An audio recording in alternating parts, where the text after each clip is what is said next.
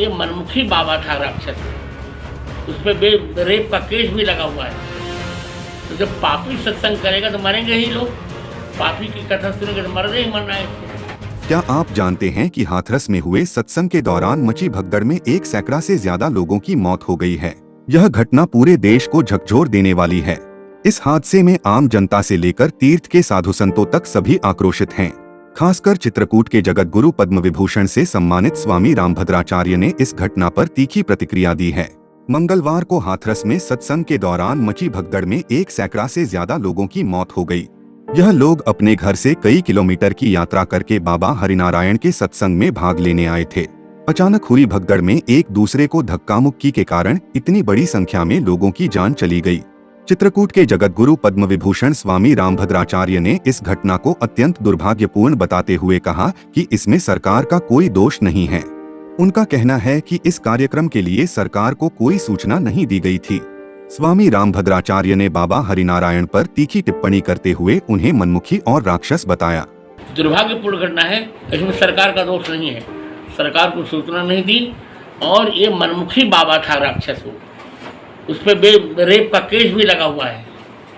तो जब पापी सत्संग करेगा तो मरेंगे ही लोग, पापी की कथा सुनेंगे तो मरने ही मरना है। इससे किस प्रकार की कार्रवाई होनी चाहिए महाराज जी? उस पर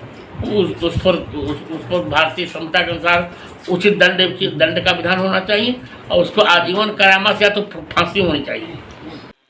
उसकी न कोई परंपरा है न कोई गुरु परंपरा है। वो स्वयं अपने को नारायण हरि बनाना चाह रहा था कि मैं साकार नारायण हूँ।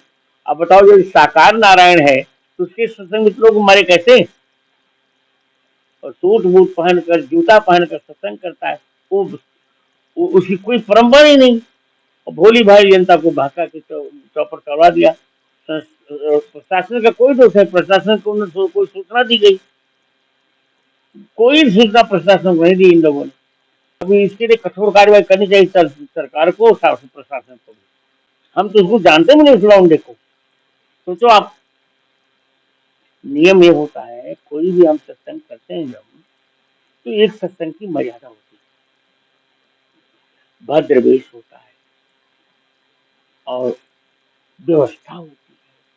सूट बूट नहीं पहनना पड़ता, सरकार से अनुमति लेनी पड़ती है, सरकार को सूचना, कोई प्रशासन को इसे सूचना तक नहीं दी।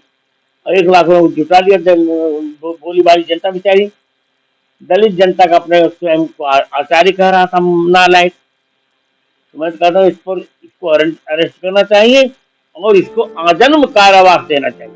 इस दुखद घटना ने सभी को झकझोर कर रख दिया है। हम आशा करते हैं कि सरकार और प्रशासन इस मामले में उचित कार्रवाई करेंगे और भविष्य में ऐसी घटनाएं दोबारा न हो। लोकल 18 के लिए अयोध्या से सर्वेश श्रीवास्तव की रिपोर्ट।